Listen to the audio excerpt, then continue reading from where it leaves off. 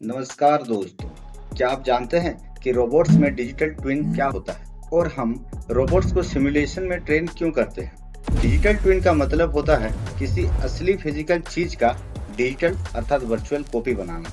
Robots के case में digital twin का मतलब रोबोट का कंप्यूटर में बना हुआ 3D वर्चुअल मॉडल होता है। आसान भाषा में समझे तो असली रोबोट रियल वर्ल्ड में काम करता है, जबकि डिजिटल ट्विन उसी रोबोट का वर्चुअल वर्जन होता है जो कि कंप्यूटर के अंदर होता है। डिजिटल ट्विन में क्या क्या होता है?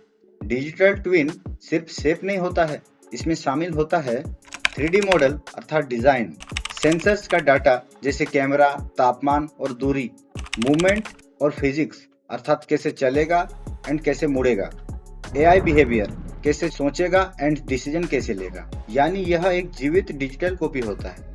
डिजिटल ट्विन कैसे काम करता है? सबसे पहले सेंसर्स के द्वारा रियल रोबोट से डाटा आता है, इससे कंप्यूटर में उसका डिजिटल ट्विन अपडेट होता रहता है। इंजीनियर्स वर्चुअल मॉडल में एक्सपेरिमेंट करते हैं एंड देन रिजल्ट को रियल रोबोट में अप्लाई किया जाता है। नाउ सिमुलेशन क्या होता है? सिमुलेशन एक वर्चुअल एनवायरनमेंट अर्थात नकली दुनिया होता है जहां रोबोट को प्रैक्टिस कराई जाती है, जैसे virtual factory, self driving car के लिए virtual road and virtual disaster scene.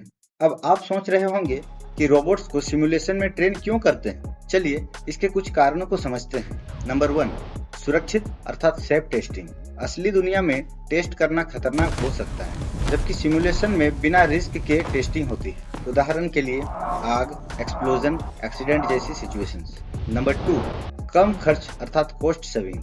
Real robot को टेस्ट करना महंगा होता है, जबकि सिमुलेशन सस्ता होता है और बार बार यूज कर सकते हैं। नंबर 3, तेजी से ट्रेनिंग अर्थात रियल वर्ल्ड में ट्रेनिंग स्लो होती है, सिमुलेशन में हजारों बार प्रैक्टिस सेकंड्स में हो सकती है। नंबर 4, रेयर सिचुएशंस प्रैक्टिस करवाना। कुछ सिचुएशंस रियल लाइफ में रेयरली मिलती हैं, जैसे accident cases, emergency rescue and extreme weather. Simulation में इन्हें बार बार क्रिएट किया जा सकता है। नंबर 5, एआई सीखने के लिए मशीन लर्निंग। रोबोट्स को एआई सिखाने के लिए बहुत डाटा चाहिए, जबकि सिमुलेशन से लाखों सिनेरियोज जनरेट किए जा सकते हैं।